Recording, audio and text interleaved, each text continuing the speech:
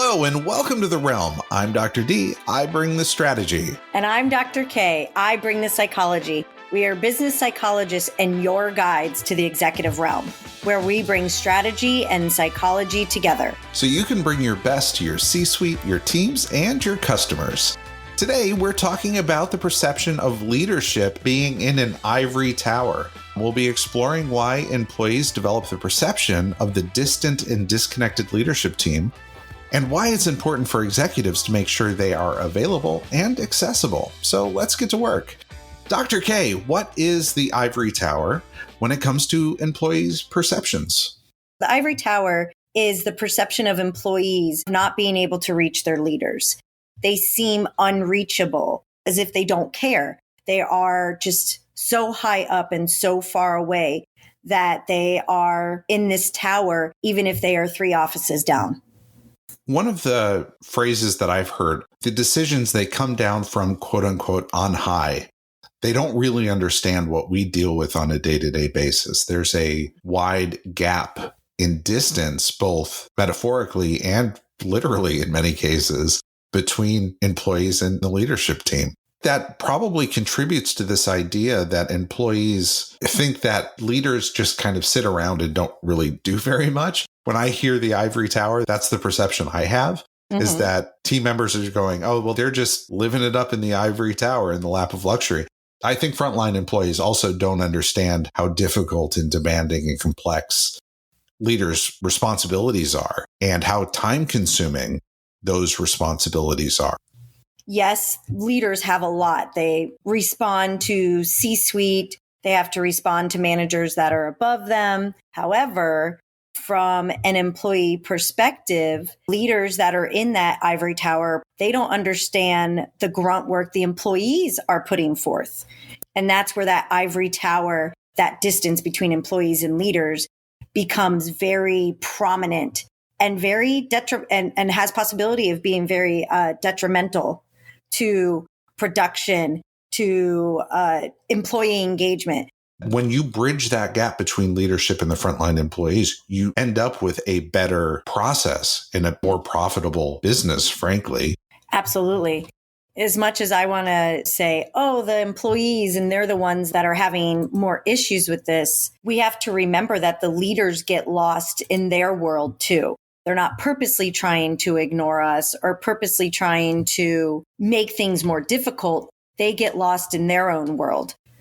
If the president and CEO of a company of 100 employees, it's really easy to get to know all of those employees.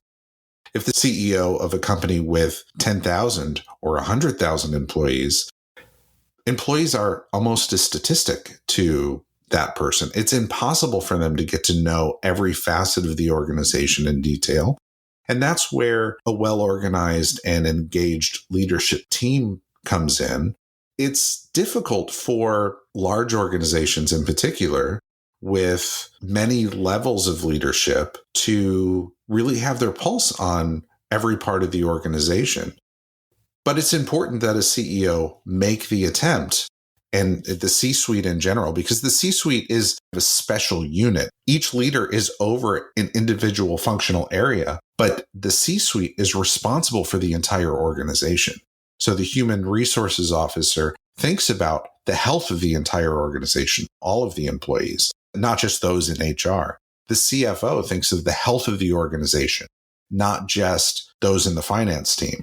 The CIO thinks of the health of the organization from an IT and infrastructure perspective, but still, they think of the health of the entire organization. And for every C-suite position, that is the case.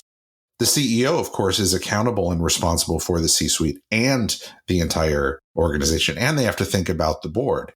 The level of responsibility and complexity, the weight of the decisions that are made at that level are make or break for an organization. If a customer service employee loses a single customer, that probably doesn't raise to the level of the CEO. But the CEO needs to be thinking about how many customers are we losing and why are we losing them? And what can we do to enable those at the front line to be able to engage with customers in the right way so that we don't lose them?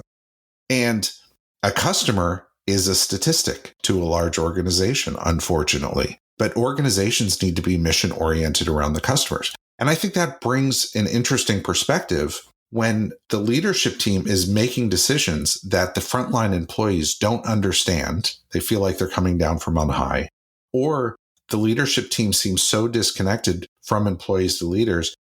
That's because there is a problem.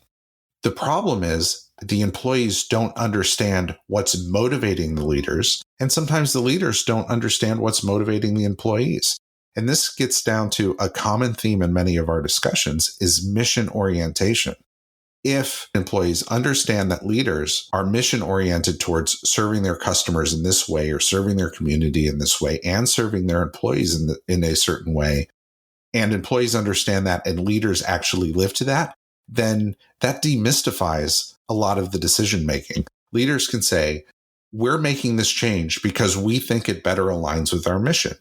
Not everybody is going to agree with this direction, and we want to talk about where those areas of disagreement are so that we can refine and adjust and make sure that their perspective is brought into that decision, so that as you're making changes to an organization, you're aligning to the mission and everyone understands what that mission is.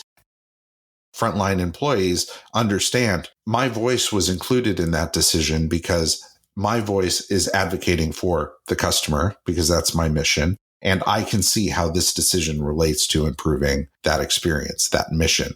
And it is a useful tool for aligning the organization. I would absolutely agree.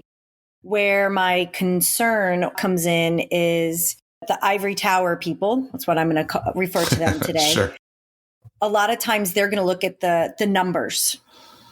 They are going to look at the tangible information and go, this is what's wrong, fix it. This is what I think. And that's where part of the problem is. And that's where disengagement of employees comes in. That's where employees will feel, oh, they don't care about us. They don't hear what we have to say. Why do we care? Because instead of going, okay, I see there's a problem with these numbers. This looks okay. This is starting to decline.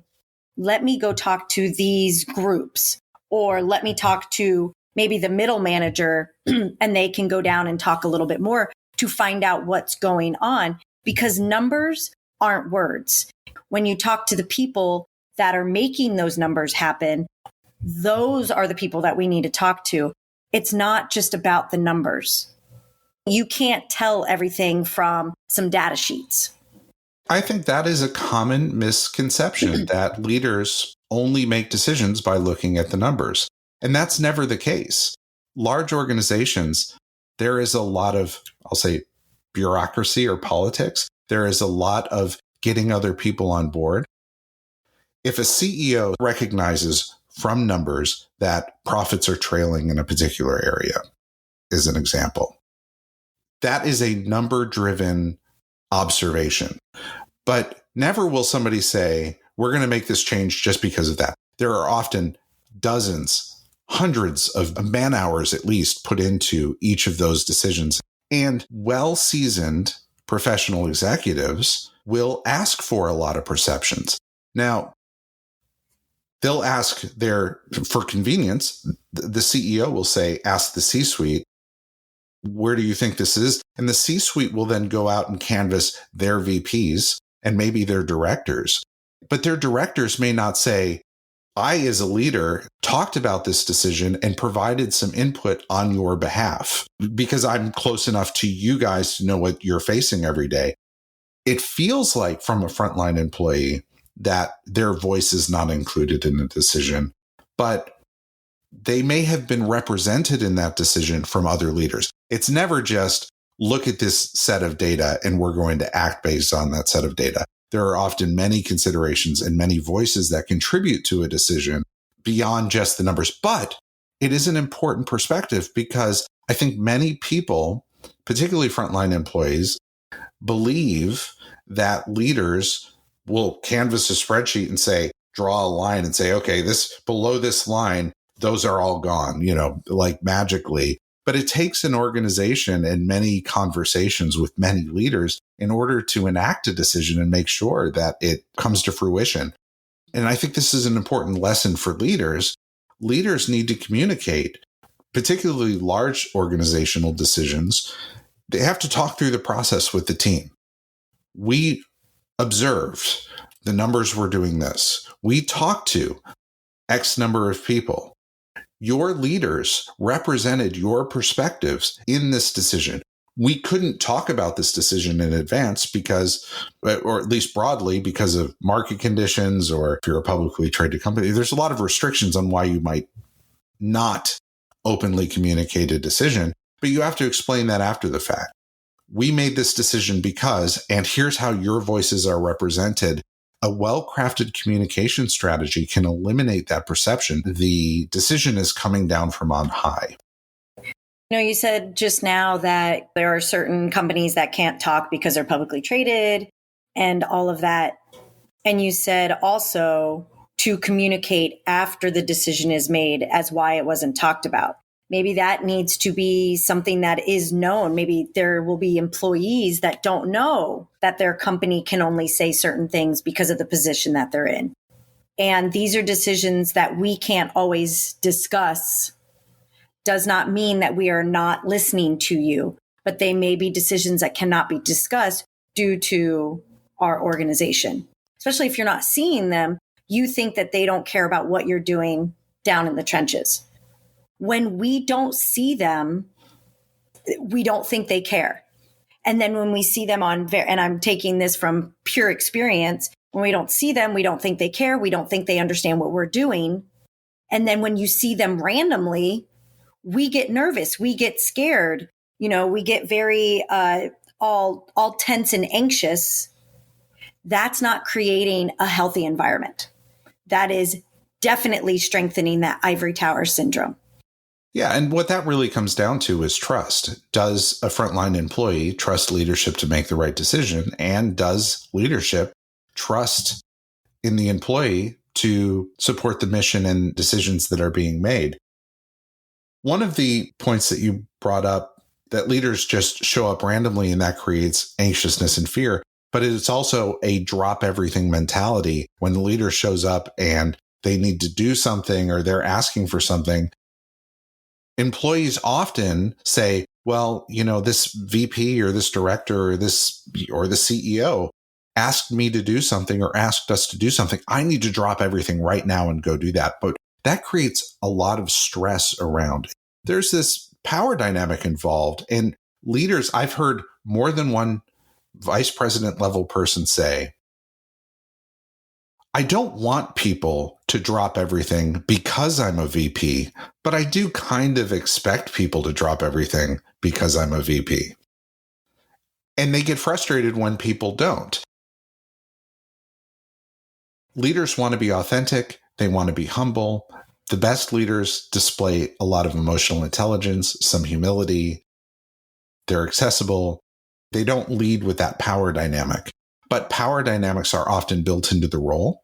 And it's important for a leader to recognize that when they walk into the room, they bring with them all these other feelings of other people they might not even be aware of. So it's important to utilize emotional intelligence and recognize what your presence as a leader, particularly a senior leader, might drive on an organization, a component of the organization that you haven't been to before.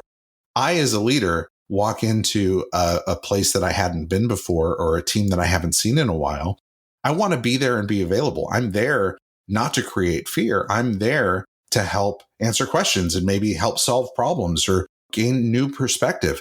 But frontline employees might not see that if I haven't developed trust or if the culture of the organization hasn't developed that trust.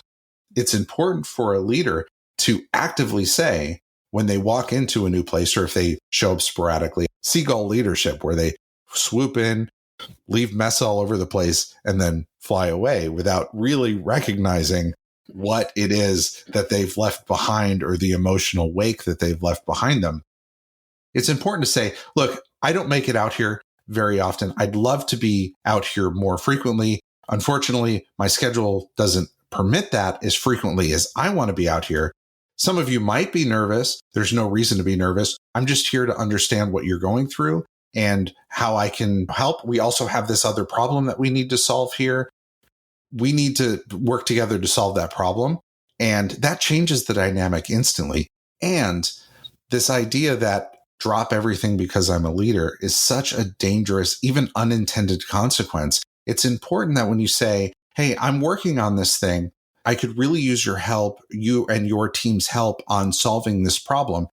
I want to consciously recognize, I don't want you to freak out about this, that you have this on top of everything else that you have going on. So I should say, what other priorities do you have right now that this might squeeze into?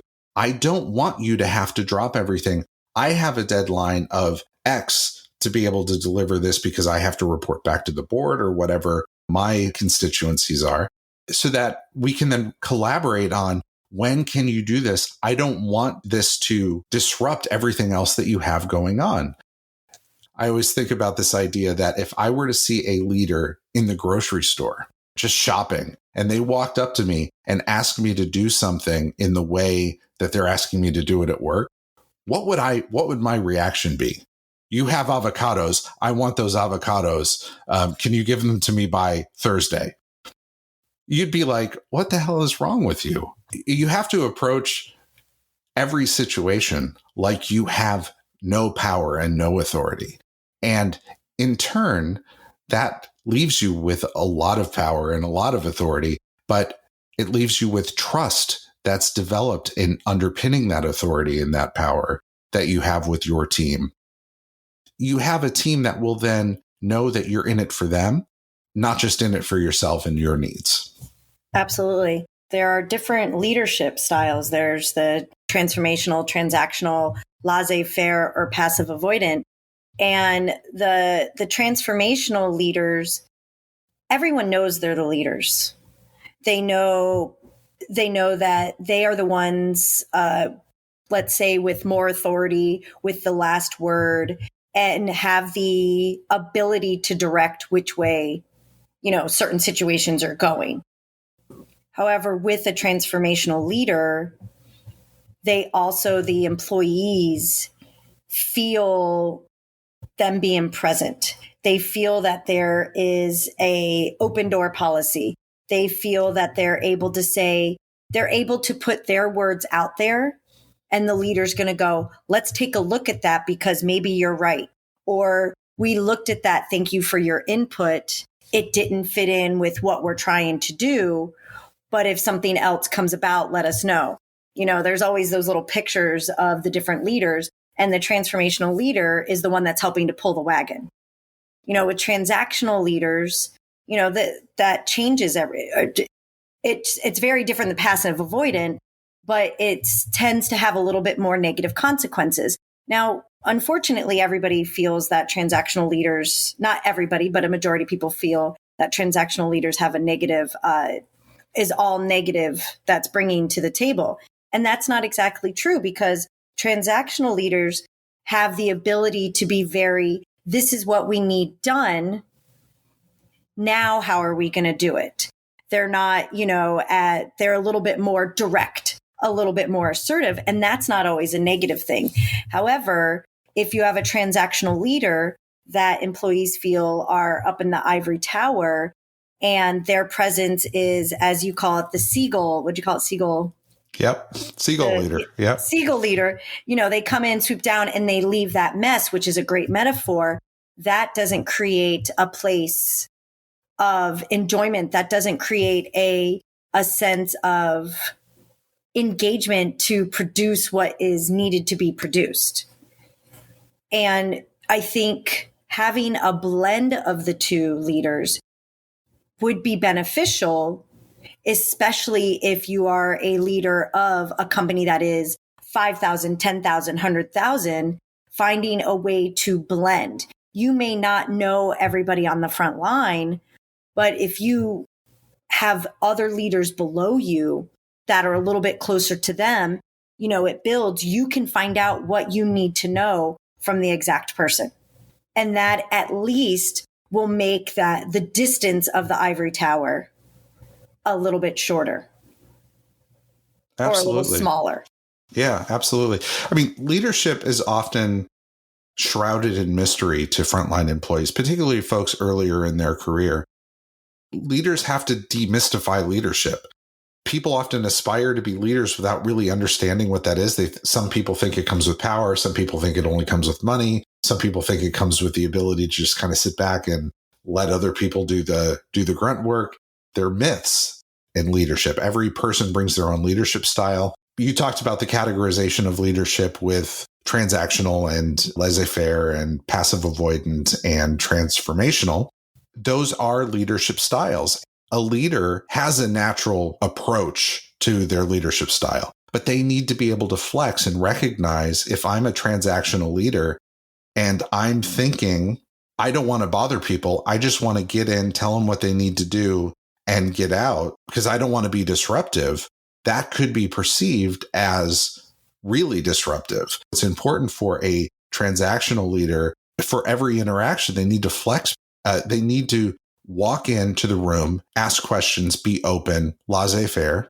How are you doing? Understand who you are, what you're working on, just absorb. Then you need to get into the transactional component of your presentation, which is here's what we are, here's what we're doing, here's why we're doing it, here's what we need. Then you need to flex to transformational and say, okay, what do you need from me? How can we all pull together? How can we get there at the end of the day? And you need to trust your team. So maybe you can flex to passive avoidant and say, I'm going to step away, let them do their thing, and I'll come back and check on them in a little bit. I would agree. I think flexibility, communication, being present are huge ways to make that ivory tower, again, seem smaller or maybe non-existent. And I can't say that every person in a company would, if they saw a leader being a part of the team, would think, oh my God, look at that leader. They're amazing. There might be people that are just like, oh, please get this person out of here. I feel so much better without them. However, majority of people seeing someone in the trenches asking questions, at least saying hello, and they're less of a number or a statistic or an employee and they're a person, I'm going to do more for you because I appreciate how you made me feel. I appreciate that you care about what's going on. Absolutely. I don't care if it's 10,000 employees either. Yeah, absolutely. Someone in the company needs to help to create a sense of humanity. Yeah, and I think what it really comes down to is approachability. And one of the things you talked about was having an open door policy. And there's a dilemma to this open door policy idea, because an open door policy says, whenever my door is open, you are welcome to come in and see me. Now, I think the intention behind that is when I'm not in a meeting, I'm available to you. But people don't say that. They say, I have an open door policy, which when you say policy, you say that is my policy and it's subject to change at any time. The right thing to do is to say, I am available to you. You don't have to say I have an open door policy. It's, if you need me, I will be here. That is the right way as a leader to present themselves. But it's very impractical as a leader to say, I am available to you all the time, because you have responsibilities and meetings and decisions and constituencies that you have to support. One of the brilliant ideas out of academia is this idea of office hours. The idea that I will be available to anyone who needs me. I will reserve this time to have conversations with anyone at any time about any topic from these hours. You are my priority, and I want to make sure know when I'm going to be available so you can come to me at any time. Anybody in the C-suite, any VP, any director, any manager who says to their team, yes, I'm going to be available to you, and you can come to me. I'm always going to reserve these blocks of time, once a week, once a month, whatever that might be, a day a month, for you to come and see me. You can just walk in. You don't need an appointment. You can be about any topic. You can come as an individual. You can come as a group, and you will have my full attention during that period. That changes the dynamic. Now, not a lot of people will take a senior leader up on that offer. There are people who will, and they will frequently, and you have to be patient with those that overuse that invitation so that you don't discolor the intention behind that. But If you're available to somebody and you say, I will be available to anyone at any time and you're welcome to come and talk about anything, then you have eliminated that gap directly between leadership and not. I would agree. And you brought up, I have a office hour times, or if I'm not in a meeting, then I'm available to you. I think it's important for leaders to understand that too. If an employee's under a deadline to crunch numbers or get this marketing idea out, and you come running into their office or into their space and you're like, I need this now, that just may not be possible. And to, like you said, the drop everything mentality, that can create a sense of confusion, a sense of anxiety. Again, that ivory tower syndrome where the leaders just don't understand what's going down below. So as you brought up earlier, hey, this is really important. However, do you have time to put this in there in what you're doing right now?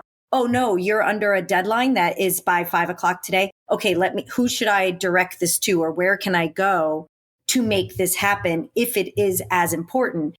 Just because someone is an employee does not mean that what they are currently working on at that moment isn't just as important to the company as whatever the leader comes running in all frantic about.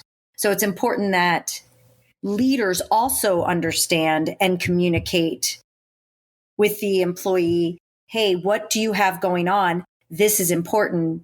Let's go from there.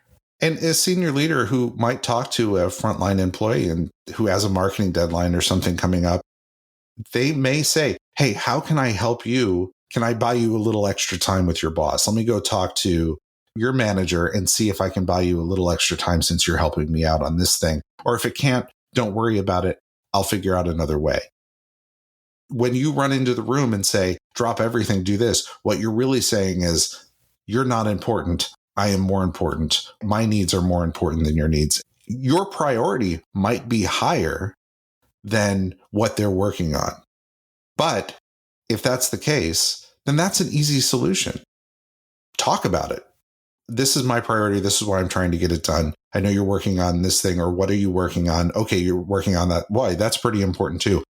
Can you come see me when it's done and maybe you can work on it then? Or, hey, let's see if we can buy some other time on this because this really is the higher priority. Not because I'm asking, but because the needs of the business demand that it's more important.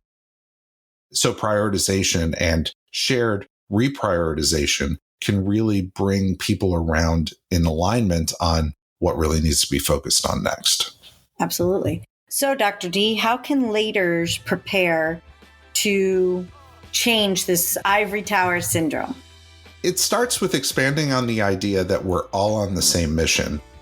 When employees understand that they and leaders are on the same fundamental mission, it decreases the perceived gap between leaders and the team on what they're trying to accomplish and what decisions need to be made. Create an open office hours time dedicated to allowing anyone or a group of people to bring issues of their choice in a safe environment and be available and consistent to them. They are the priority. Remove the because I'm a leader prioritization expectation. As a leader, take as much care in explaining how your requests support the broader mission. And when requesting, ask the person how this request relates to other priorities and be empathetic about what your presence brings to an environment. If you are somewhere infrequent, people might be perceiving that as a stressful situation. So do what you can to diffuse that.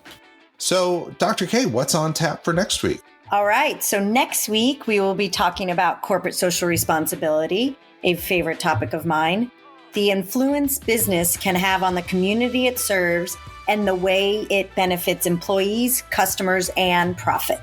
That's an exciting topic. Yes, sir. I know you're really well educated in that area. And to all of you joining us on this journey to the realm, thank you so much. I'm Dr. D. And I'm Dr. K. And we are always looking forward to your next visit to the executive realm.